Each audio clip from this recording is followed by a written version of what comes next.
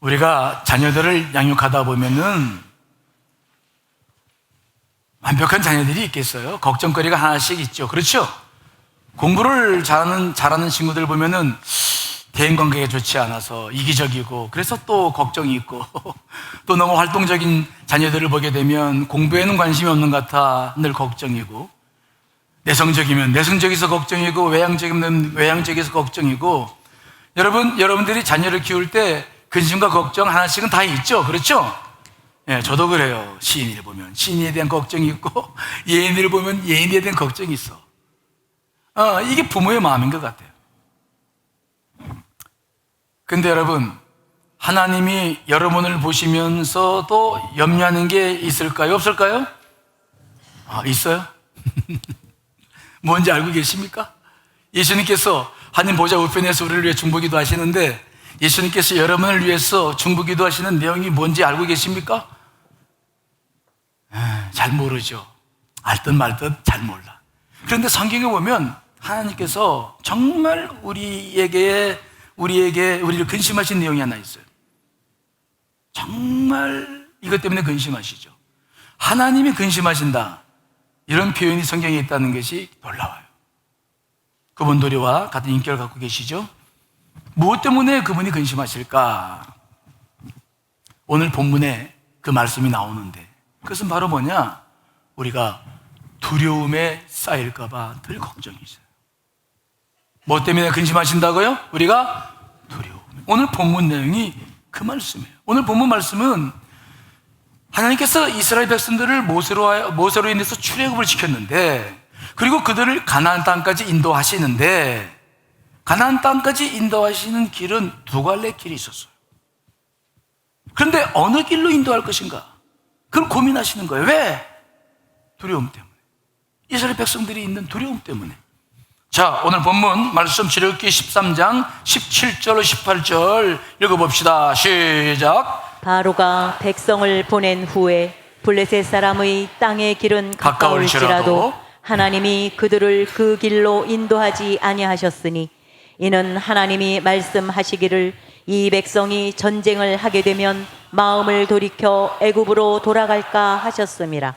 그러므로 하나님이 홍해의 광야길로 돌려 백성을 인도하시매 이스라엘 자손이 애굽 땅에서 대열을 지어 나올 때에. 아멘. 블레셋 사람의 땅의 길이 제일 가까웠어요. 그 길은 애굽의 17조 왕조가 북방 정책을 추진하면서 해안을 중심으로 만들어 놓은 군사도로라서 넓고 컸어요. 안전했어요. 그 길이 제일 가까워요. 그 길로 가면 일주일이면 출애굽에서 가나안 땅까지 가는 거예요.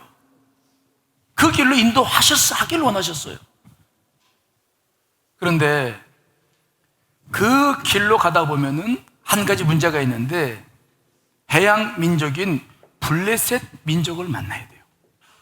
철기 문화를 일찍 받아들여서 아주 강력한 군사력을 가지고 있는 블레셋 민족. 근데 그 민족을 만나서 전쟁을 해야 되는데, 이스라엘 백성들이 그 블레셋 민족을 만나면 다 기겁을 하고 막 도망갈 것 같은 거예요. 왜? 그들은 430년 동안 노예 생활만 했어. 그 애굽의 군사들, 관료들에게 짓밟혔어요. 그들은 막 칼과 창만 봐도 가슴이 뛰어.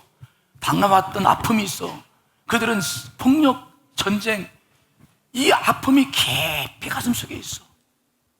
그래서 그 길은 넓고 이 길로 가면 일주일이면 가는데, 그래서 하나님이 이 길을 인도하고 싶은데, 문제는 뭡니까? 이스라엘 백성 안에 있는 뭐라고요? 두려움이야. 이게 제일 빠른 길인데, 이 길로 인도를 하고 싶은데, 그 길에는 블레셋 민족이 버티고 있는 거죠. 그들을 만나면 이스라엘 백성들이 막 다 호미 백성하고 도망갈까봐, 또 애국으로 돌아간다고 막 돌아설까봐 하나님이 염려하시는 거야. 그래서 결국 하나님께서 어디로 인도하시느냐? 오늘 말씀 보니까 홍해의 광야길로 인도하신다. 출애굽은 했지만 하나님께서 애굽에 10가지 재앙을 내려서 바로 하여금 손 들고 꼼짝 못하게 하는 모습을 보고, 그리고 그들이 출애굽은 했지만 아직도 그들 안에 있는 두려움은 사라지지 않은 거예요. 그대로 남아있는 거예요. 이 두려움이 해결하지 않는 이상 하나님은 그들을 제대로 인도할 수 있는 길이 없었어요.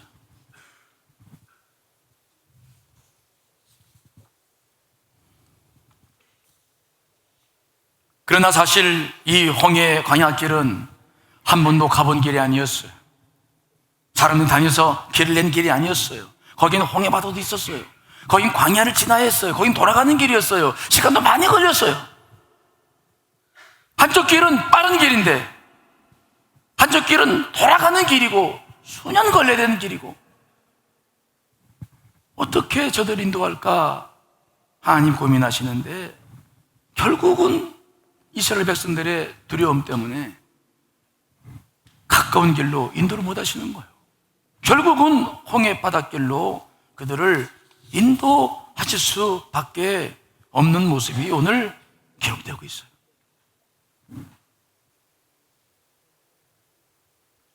여러분, 이스라엘 백성들 모습을 가만히 보니까 누구 닮은 것 같죠? 누구 닮은 것 같아요? 우리는 구원받았어.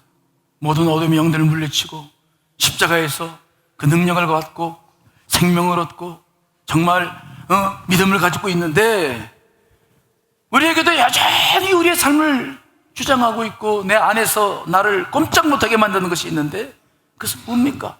여러분 안에서 역사하는 게 뭐예요? 믿음입니까? 아니면 두려움입니까? 믿음일 때도 있지만은 이 두려움일 때가 많아. 새해가 시작돼요. 이제 3일 있으면 시작되네요. 어떻게 여러분, 새해가 오니까 기쁘죠? 저 좀 봐요. 기쁘죠? 즐겁죠? 기대가 되죠? 새해는 하나님께서 어떤 일을 벌여주실까? 할렐루야, 기대하겠습니다. 여러분, 그런 믿음이 있으시죠? 아멘 소리가 이거밖에 안 돼. 그럼 그런 기대가 없다면 뭐 하는 거예요? 새해를 맞이했는데 그런 기대가 없다면 새해를 맞이한 우리 마음속에 뭐가 더 많다는 겁니까? 두려움이 많아요. 아이고, 내년에는 경제가 더 어렵다는데 이거 어떻게 먹고 사나? 기업은 어떻게 되나? 난 직장에서 과연 잘 버틸 수 있을까? 내 자식들이 결혼도 해야 되고 직장도 구해야 되는데 잘 구할까? 나는 과연 건강하게 하루를 살까? 몸 여기저기 아픈데 혹시 이게 암 걸린 건 아닌가? 또 나는 여기저기서 걱정스럽게 근심되고 우리가 이 새해를 맞이한 우리들에게도 기쁨으로 가득 채워야 되는데 이 하나님을 믿는 백성들이 이미 출애굽을 해서 구원받은 백성들인데 모든 걸 하나님께 책임주신다고 약속하신 분들인데 그러면 우리가 활기차게 새해를 맞아서 아멘 하면서 할렐루야 나가야 되는데 오늘 예배드리는 얼굴들 보면은 나 근심 써있어. 그냥 수심이 가득해서 이제 교회 올 때는 검정 옷 입고 오지 말라고 해야 될 것 같아. 검정 옷들만 그냥 입고 와가지고 앉아가지고는 그냥 나 근심 이러고 있으니 나 참 정말 걱정이 돼요.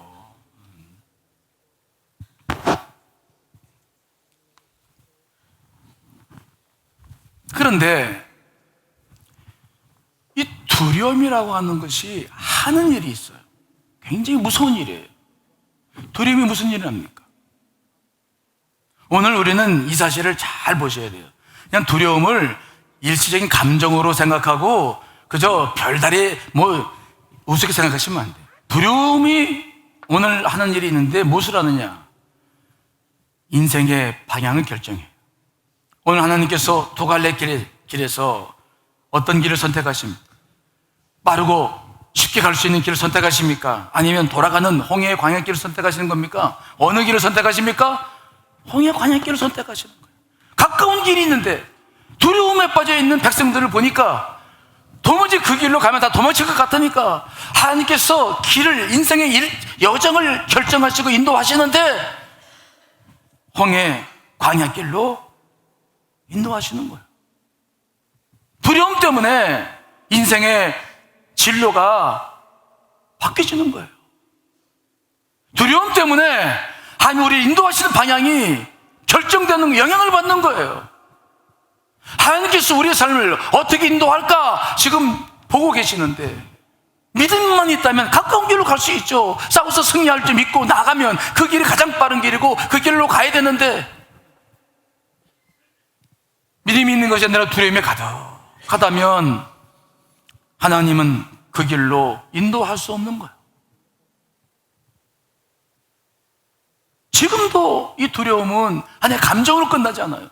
두려움은 지금도 여러분들의 삶의 인생의 진로를 결정하는 중요한 일을 하고 있다는 것을 여러분 주목해야 될 줄 믿습니다. 두려움 때문에 인생의 진로가 바뀐다고요. 하나님께서 인생의 진로를 인도하실 때 바뀐다고. 이게 두려움이 하는 엄청난 일이에요.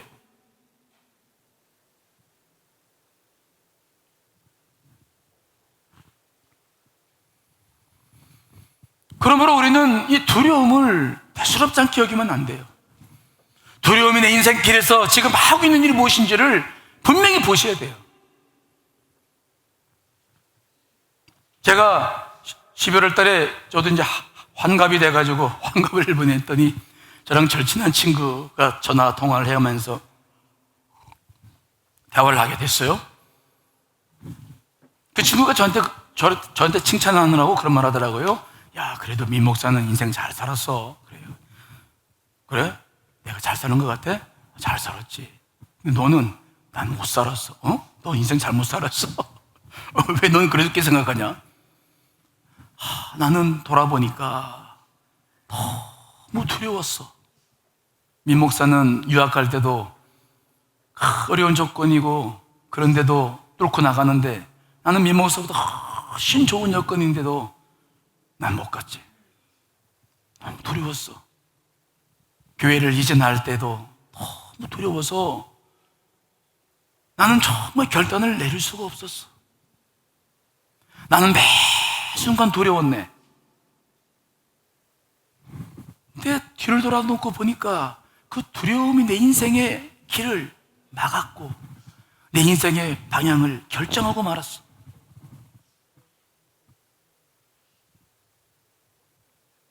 믿음으로 치고 나갔더라면 하나님께서 나를 더 좋은 푸른 초장으로 인도하셨을 텐데, 돌이켜보니까 나는 두려움의 삶을 살았던 것 같아. 내가 인생을 잘못 살았어. 내 스스로가 인생의 방향을 제한시켰어. 지금 돌아보니 제일 그게 후회스러워.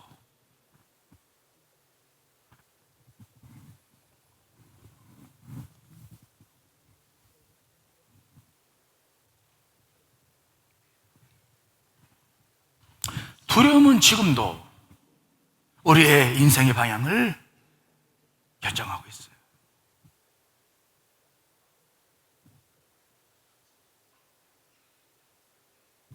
마태복음 25장 14절로 30절에 보면 달란트 비유가 나옵니다. 어떤 사람이 외국 여행을 가면서 자기 종들에게 달란트를 나눠줬는데 어떤 사람에게는 근 5달란트, 어떤 사람은 근 2달란트, 어떤 사람에게는 1달란트 나눠줬어요. 그러자 5달란트 받은 사람과 2달란트 받은 사람들은 두려움 없이 그것을 장사를 해가지고 일을 갑절을 남겼어요.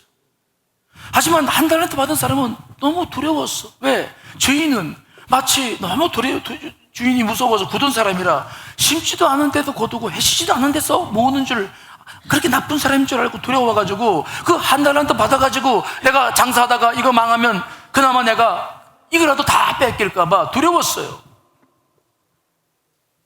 그래서 그는 아무것도 하지 못하고 스스로 땅에다 묻어버려.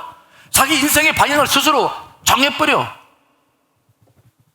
주인이 와서 5달란트 받은 사람은 5달란트 더 가지고 와가지고 주인에게 드렸습니다. 자꾸가 충성하는 동안 2달란트 받은 사람도 또 2달란트 받아서 드렸습니다. 다 7천 받았죠. 근데 이 1달란트 받은 사람은 와서 뭐라고 말합니까? 두려워서 땅에 숨겼다가 그나마 이 하나라도 잃어버리지 않고 내가 가지고 왔나이다. 주인이 막 화를 내면서 내가 이거 가지고 너같이 생각했더라면 이자로도 받아서 더 많은 일을 남겼을 텐데 내가 이것을 왜 너희들 줬겠느냐? 쫓겨나서 한 달란트 가진 것도 뺏겨서 10달란트 가진 사람에게 주고 밖으로 쫓겨나서 이를 갈며 슬퍼했다는 내용이 나와요. 두려움이라는 것은 인생의 방향 결정이에요. 다음의 인생의 방향이죠. 내일의 인생의 방향을 이게 결정하는 거예요. 하나님께서 우리를 인도해 가실 때 우리 안에 있는 것이 믿음이라면 펼쳐서 하나님의 뜻을 이뤄나갈 수 있는 놀라운 역사를 시작하게 하실 줄 믿습니다. 그러다 그것이 두려움이라고 한다면 하나님은 우리를 사랑하시기에 우리를 좀 더 안전한 길을 인도하시는데 그 길은 멀고 힘들어요. 결국은 이스라엘 백성들처럼 결국 두려움에 발목 잡혀서 40년 광야 생활 방황하다가 끝난 일들이 얼마나 많이 있습니까? 여러분, 새해를 우리가 맞이하고 있는데 여러분 안에 한번 보세요. 내 안에 뭐가 있는가? 여러분, 믿음으로 두려움을 물리쳐 나가시기를 간절히 축원합니다. 며칠 남아있잖아요. 이때 해야 할 일은 뭐냐? 다른 거 아니에요. 두려움을 물리쳐야 돼. 두려움을 물리쳐야 돼. 믿음으로 여러분 2020년을 볼 수 있는 눈이 열리시기를 간절히 축원합니다. 이 두려움이라는 건 도대체 뭡니까? 이 실체가 뭐예요? 우리가 살고 있는 이 세상은 사탄이 공중권세를 잡고 있죠. 우리 믿는 사람들은 그래서 그 사탄과 영적 전쟁을 하고 있는 거죠. 자, 에베소서 6장 12절 읽어보겠습니다. 시작. 우리의 씨름은 혈과 육을 상대하는 것이 아니요 통치자들과 권세들과 이 어둠의 세상 주관자들과 하늘에 있는 악의 영들을 상대함이라. 아멘. 세상 주관자들, 사탄이 주님의 재림 전까지는 이 세상을 장악하고 공중권세를 가지고 있어요. 그들이 우리를 다스리죠. 세상을 다스려요. 무엇으로 다스립니까? 그들이 무엇으로 우리 인간들을 자기들의 종으로 만들고 꼼짝 못하게 만듭니까? 무엇으로 다스린다고요? 뭐라고요? 두려움이죠. 두려움이에요. 우린 돈이 필요해요. 먹고 살아야 돼. 자식들 키워야 돼. 돈이 필요해. 그래서 우리는 돈에 대해서 두려움이 많아요. 그 돈에 대한 두려움으로 우리를 움직여요.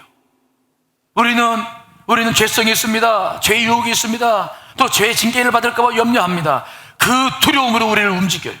우리는 또 죄성을 태어났기 때문에 병이 들어. 우리는 현재 육체는 영원히 살 수 없어요.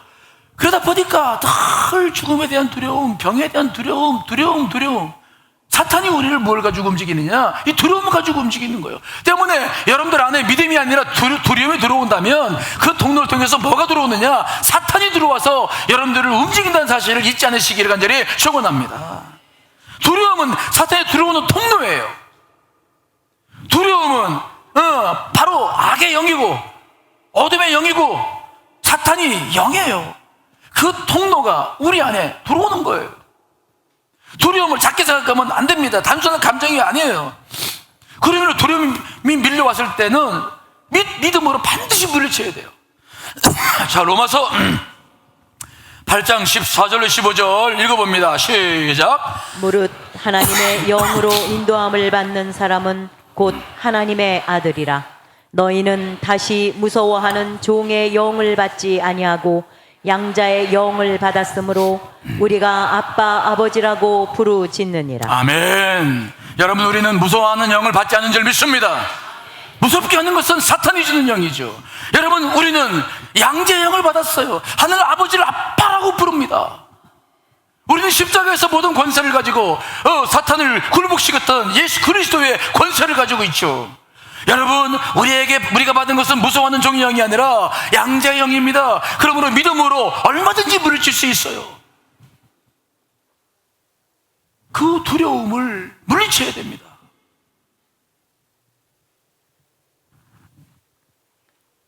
왜 그토록 하나님께서 우리가 두려움에 빠진 것을 염려한 줄 아세요? 왜 사탄이 우리에게 두려움을 주는 줄 아십니까? 가장 큰 이유가 뭔 줄 아십니까? 두려움이 임하면 특별한 영적 증상이 나타나는데 한 가지가 나타나는데 뭐냐면 조는 게 아니에요. 조는 건 아니고 두려움령이 팍 와버리면은 제일 먼저 드러나는 게 있는데 하나님을 삽시간에 잊어버려요. 뭘 잊어버린다고요? 하나님을 잊어버려요. 믿음을 잊어버려요. 그냥 잊어버려. 두려움이 와서 나를 잡는 순간 하나님 안 보여요. 믿음도 다 사라져버려요. 하나님은 그래서 우리가 두려움에 휩싸여 있는 것을 염려하는 거예요. 이스라엘 백성들이 출애굽을 해서 약 3개월 정도 진행했을 때 그들은 시내산에 도착했어. 거기서 하나님으로부터 피의 언약을 맺고 제사를 베풀어서 하나님께서는 그들을 자기 백성으로 삼으셨죠. 그리고 하나님께서 그들의 하나님이 되셨죠. 모세는 하나님께 십계명과 이제 율법의 돌판을 받기 위해서 40일 시내산에 올라가서 하나님과 교제하고 있었어요. 그런데 이스라엘 백성들이 아무리 기다려도 모세가 안 내려오니까 너무 두려운 거야. 너무 무서운 거야. 모세가 마치 사라진 것처럼 보이는 거야. 그러니까 막 두려워가지고 간절부절을 막 못해가지고 그들이 딴짓을 벌립니다. 자, 출애굽기 32장 1절로 4절 말씀 읽어봅시다. 시작. 백성이 모세가 산에서 내려옴이 더딤을 보고 모여 백성이 아론에게 이르러 말하되 일어나라 우리를 위하여 우리를 인도할 신을 만들라. 이 모세 곧 우리를 애굽 땅에서 인도하여 낸 사람은 어찌 되었는지 알지 못함이니라. 아론이 그들에게 이르되 너희의 아내와 자녀의 귀에서 금고리를 빼어 내게로 가져오라. 모든 백성이 그 귀에서 금고리를 빼어 아론에게로 가져가매 아론이 그들의 손에서 금고리를 받아 부어서 조각칼로 새겨 송아지 형상을 만드니 그들이 말하되 이스라엘아 이는 너희를 애굽 땅에서 인도하여 낸 너희의 신이로다 하는지라. 아멘. 모세가 늦게 오자 두려움이 막 밀려오니까 이들은 하나님을 다 잊어버려. 우리를 위해서 우리를 인도하실 신을 만들자는 거예요. 하나님께서 지금까지 인도해 오셨는데 그 아니면 싹 잊어버려. 생각도 안 나. 그리고 금고리를 다 모아가지고 금송아지 만들어요. 금송아지가 무엇입니까? 애굽 사람들이 섬기던 우상이야. 풍요의 신이지. 그 금송아지를 보면서 말합니다. 이 송아지가 우리를 애굽에서 인도했다고? 함 잊어버려요. 두려움이 우리에게 임하면 우리는 사탄의 노예가 됩니다. 어둠의 영의 노예가 됩니다. 우리는 두려움의 노예가 됩니다. 하나님을 싹 잊어버려요. 그래서 하나님은 늘 우리를 보시면서 근심하시는데 우리가 두려움에 빠질까 봐 염려하는 거예요.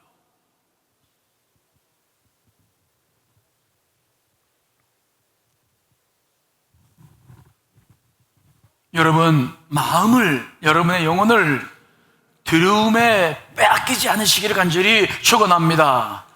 여러분들의 내면을 두려움이 차지하지 않도록 하셔야 돼요. 두려움이 아니라 믿음이죠.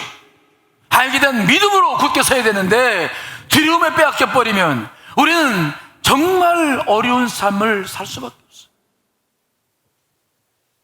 두려움은 가장 최악의 인생을 살게 만들어 버리는 거예요. 자, 그렇다고 한다면 하나님께서는 이스라엘 백성들의 이 두려움을 어떻게 해결을 하셨을까요? 계속해서 두려움이 찾아오면 피할 길을 여셨을까요? 블레셋 민족을 피해서 홍해 광야 길로 인도하셨으니까 또 계속해서 두려움이 있으면 피하게 만드셨을까요? 그렇게 해서 두려움이 사라지는 것입니까? 아니에요. 블레셋과의 전쟁은 한 번도 하지 않았죠. 하나님은 그 두려움은 피하게 하셨으나 하나님은 근본적인 두려움을 이제 해결할 수 있도록 그들을 이끌어 가시죠. 어떻게 두려움을 해결합니까? 여러분, 두려움을 해결하려면 따라합시다. 두려움을 해결하려면 먼저 두려움 앞에 서야 돼요. 함께 사신 방법이죠. 자, 출애굽기 14장 1절로 2절 말씀 읽어봅시다. 시작. 여호와께서 모세에게 말씀하여 이르시되 이스라엘 자손에게 명령하여 돌이켜 바다와 믹돌 사이의 비하히롯 앞 곧 바알스본 맞은편 바닷가에 장막을 치게 하라. 두려움을 취하기 위해서 하나님께서 하신 일은 그들을 시푸른 홍해바다 앞에 세우는 거예요. 시푸른 홍해바다. 그들은 그 홍해바다 앞에서 무슨 생각했을까요? 두려워합니다. 왜요? 저 바다를 건너려면 배가 필요한데 한 대도 배가 없거든. 그 광야에서 어디서 나무를 펴다가 어떻게 배를 만들어요? 그들이 탈출한 인구가 성인만 70만 명, 다 이것저것 다 따져버리면 150만 명이 되는데 그 사람들이 홍해바다를 건너려면 수백 척의 배가 필요한데 배도 한 대 없어. 그들은 막 푸른 바다 앞에서 막 이거 다 죽었구나, 이거 우리를 죽이려고 여기까지 데려왔구나. 두려움에 막 휩싸이는 거예요. 하지만 하나님은 두려움 앞에 그들을 세우죠. 또 하나님께 사신이 무엇입니까? 애굽 바로의 왕을 또 막 건드려가지고 마음을 막 다시 또 흥분시켜가지고 다시 이스라엘 백성들을 잡으려고 쫓아오게 만들어요. 애굽 군대를 급파해서 이스라엘 백성들을 다시 사로잡으려고 하죠. 자, 출애굽기 14장 8절로 9절 말씀 읽어보겠습니다. 시작. 여호와께서 애굽 왕 바로의 마음을 완악하게 하셨으므로 그가 이스라엘 자손의 뒤를 따르니 이스라엘 자손이 담대히 나갔음이라. 애굽 사람들과 바로의 말들, 병거들과 그 마병과 그 군대가 그들의 뒤를 따라 바알스본 맞은편 비하히롯 곁 해변 그들이 장막 침대에 미치니라. 아멘.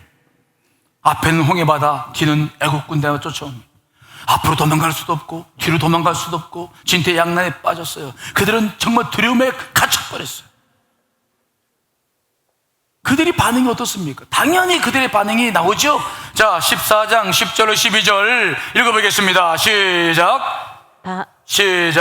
바로가 14장 10절로 12절 읽습니다. 시작. 바로가 가까이 올 때에 이스라엘 자손이 눈을 들어 본즉 애굽 사람들이 자기들 뒤에 이른지라. 이스라엘 자손이 심히 두려워하여 여호와께 부르짖고 그들이 또 모세에게 이르되 애굽에 매장지가 없어서 당신이 우리를 이끌어내어 이 광야에서 죽게 하느냐? 어찌하여 당신이 우리를 애굽에서 이끌어내어 우리에게 이같이 하느냐? 우리가 애굽에서 당신에게 이른 말이 이것이 아니냐? 이르기를 우리를 내버려 두라. 우리가 애굽 사람을 섬길 것이라 하지 아니하더냐? 애굽 사람을 섬기는 것이 광야에서 죽는 것보다 낫겠노라. 아멘. 그들은 더 막 두려움에 빠져가지고 막 모세를 원망합니다. 우리가 애굽에 있을 때 우리를 그냥 두라고 하지 않았느냐? 우리가 애굽 사람을 차라리 섬기기 좋지 않겠다고 말하지 않았느냐? 우리 여기까지 데려와서 여기서 죽이려고 하느냐? 막 소리 지르고 막 통곡하고 막 난리가 났어요.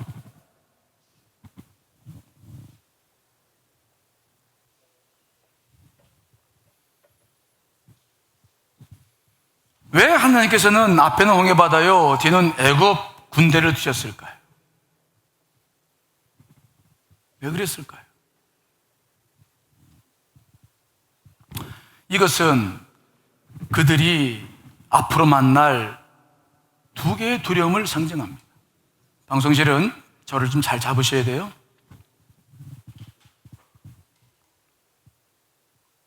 앞에 있는 홍해바다는 미래에 대한 두려움을 상징해요.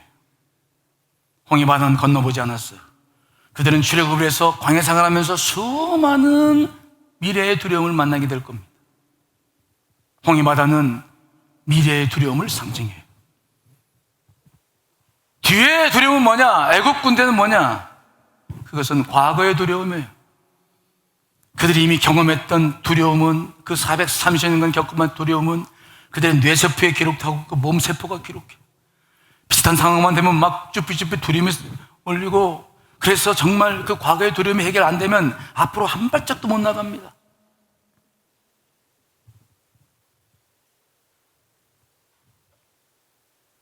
하나님은 이스라엘 백성들로 하여금 앞으로 그들이 가나안 땅까지 갈 때 만날 그 미래에 대한 두려움과 과거에 대한 두려움을 바로 그 두려움 앞에 그들을 세우고 그 문제를 해결하기를 원하셨던 것이죠.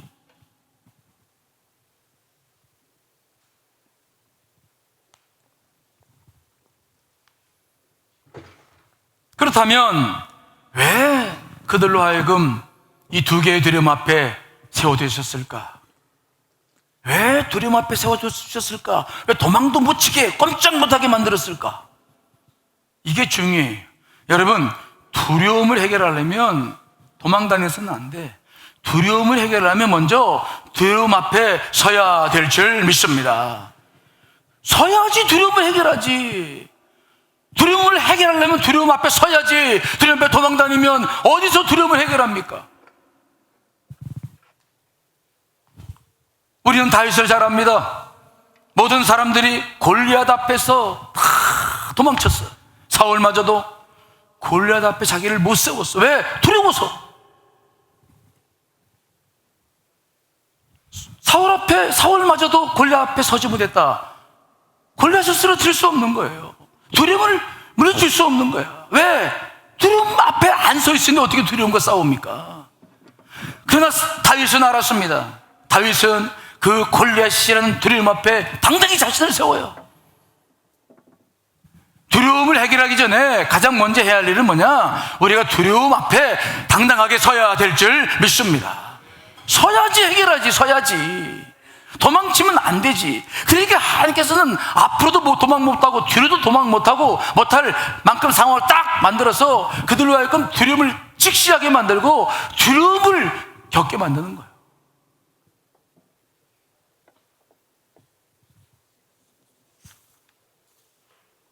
여러분, 뭐가 지금 두렵습니까? 무엇 때문에 새해가 두렵고 무엇 때문에 지금도 고민하십니까? 무엇이 두렵습니까? 그 문제를 해결해야 2020년을 힘차게 열어나가게 될 줄 믿습니다. 그거 해결해야죠. 그러려면 도망 다니면 안 됩니다. 회피하면 안 됩니다. 모른 척하면 안 됩니다. 그냥 여행 다니면서 잊어버리면 안 돼요. 그것이 무엇인지를 분명히 보고 이제 믿음 가지고 그 앞에 서야 돼. 서야 돼. 하나님은 그들에게 분명하게 두려움 앞에 서게 만들어.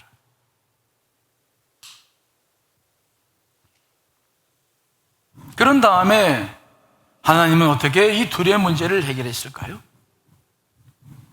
먼저 미래의 두려움을 열어서 모든 두려움을 해결하죠. 하나님께서 먼저 하신 일은 앞에 있는 홍해 바다부터 이제 가르기 시작하는 거예요.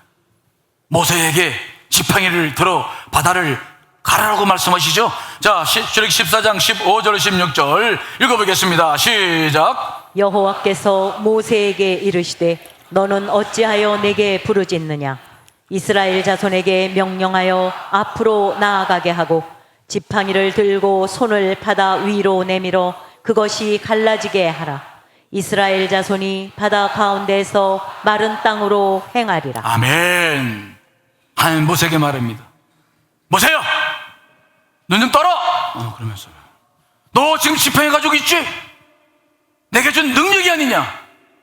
그거 지금 바다 위로 내밀어라. 믿음을 사용하라는 거죠. 내게 준 지팡이가 있지 않느냐? 왜 내게 자꾸 부르짖기만 하느냐? 내밀어라.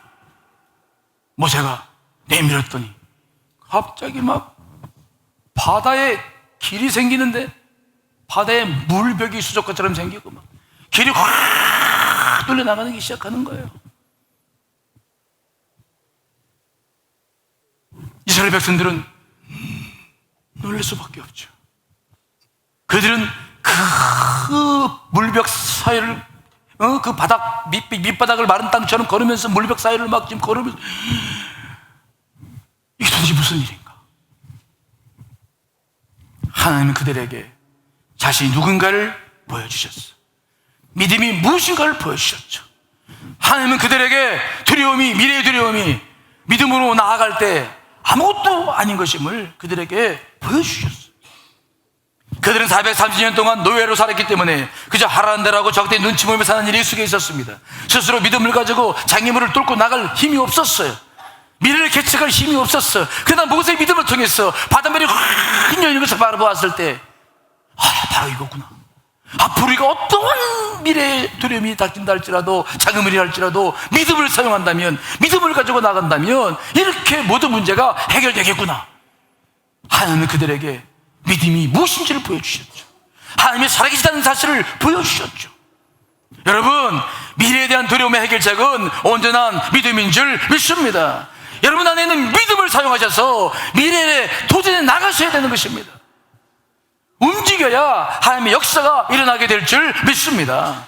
모세가 지팡이를 들어서 그냥 잡고 있으면 안 돼. 바다 위를 들어서 행할 때 바다가 열려지는 역사를 경험하게 된 것이 아니겠습니까? 여러분, 새해를 어떻게 하실 겁니까?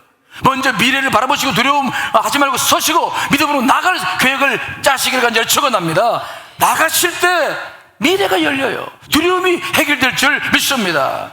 자, 다 같이 출애굽기 14장 31절 읽어보겠습니다. 시작. 이스라엘이 여호와께서 애굽 사람들에게 행하신 그 큰 능력을 보았으므로 백성이 여호와를 경외하여 여호와와 그의 종 모세를 믿었더라. 그렇게 하나님을 원망하고 모세를 원망하더니 그 능력을 보니까 그 말이 쑥 들어가. 그들은 그제서야 하나님을 경외하며 모세를 믿었어. 여러분, 두려움이라는 것은 뭐냐? 뚫고 나가야 해결될 줄 믿습니다. 나가야 해결되지. 나가지도 않고 두려움 속에 빠져 있으면서 어떻게 두려움을 이길 수 있겠습니까? 우리 안에 있는 믿음으로 나아가야 될 줄 믿습니다. 하나님께서 그렇게 미래에 대한 두려움을 바닷물을 확 열어 해결하시면서 그러자 과거의 두려움도 해결되죠. 하나님께서는 그들의 가지고 있는 그 세포적 두려움, 몸속에 있는 두려움, 그것을 하나님 앞에서 그것들이 아무것도 아닌 것을 지금 보여주고 계시죠. 자, 출애굽기 14장 27절 30절 말씀 읽어보겠습니다. 시작. 모세가 곧 손을 바다 위로 내밀매 새벽이 되어 바다의 힘이 회복된지라.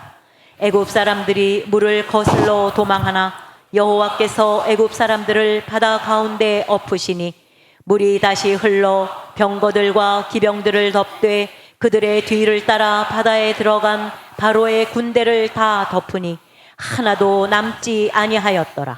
그러나 이스라엘 자손은 바다 가운데를 육지로 행하였고 물이 좌우에 벽이 되었더라. 그날에 여호와께서 이같이 이스라엘을 애굽 사람의 손에서 구원하시매 이스라엘이 바닷가에서 애굽 사람들이 죽어 있는 것을 보았더라. 아멘. 과거의 두려움도 하나님 앞에서는 아무것도 아니었어요.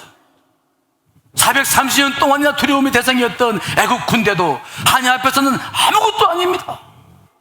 그 바닷물에 그들은 다 수정되고 그들은 자신들의 눈으로 그들이 죽어있는 모습을 다 보았어요. 아, 우리가 겪었던 애굽의 군대, 과거의 두려움도 하나님 앞에서는 아무것도 아니구나. 여러분, 미래가 열려야 과거의 두려움도 하나하나 해결되게 될 줄 믿습니다. 하나하나 승리할 때마다 우리는 과거의 두려움을 잊어나갈 수 있습니다. 그것들에서부터 자유할 수 있어요. 하나님은 미래를 열어나가게 하시면서 과거의 모든 두려움마저 그 현장에서 다 사라지게 하시는 모습을 우리가 오늘 보고 있는 것입니다.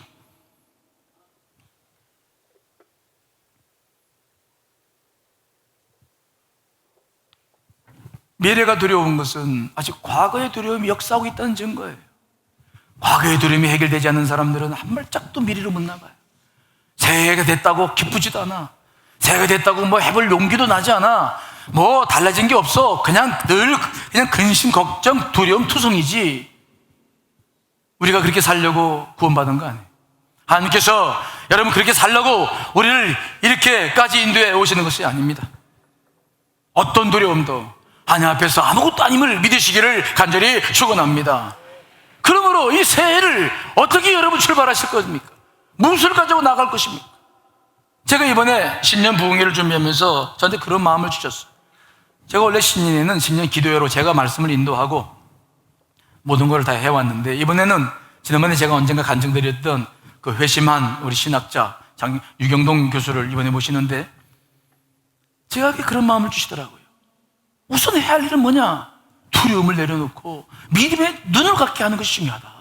그래야 새해가 보인다. 여러분 새해가 정말 믿음의 눈을 가지고 열리시기를 간절히 축원합니다. 두려움이 사라져야 보이는 거예요. 두려움이 여전해가지고는 미래가 아무리 좋은 축복도 눈에 안 들어와요. 그저 걱정투성이지. 그냥 늘 두려움투성이지. 송구영신 예배를 드리며 부흥회를 하며 우리가 준비해야 될 것은 뭐냐? 두려움을 내려놓고 믿음을 가지고 무장해야 될 줄 믿습니다. 믿음을 가지고 나아갈 때 하며 놀라운 역사가 경험되게 될 줄 믿습니다. 하나님이 지금 여러분들을 보시며 뭘 근심하신다고요? 어떤 모습을 근심하신다고요? 두려워하는 거예요. 두려워하는 거. 이래서 두렵고 저래서 두렵고 꼼짝 못하게끔 되어져 가는 이것이 한 보시기에는 안타까운 거예요. 그러나 여러분들이 두려움에 쌓일 때마다 여러분들의 인생의 진로가 두려움 때문에 큰 영향을 받는다는 걸 기억하셔야 돼요. 가장 빠르고 좋은 길도 갈 수 없어. 왜? 두려움 때문에. 두려움은 무서운 것입니다. 그냥 느낌이나 감정만이 아니에요. 두려움은 사탄의 통로가 돼서 우리의 삶에 정말 많은 아픔을 줄 수밖에 없습니다. 자, 새해가 시작됐어요. 감사하고 즐거운 한 해죠.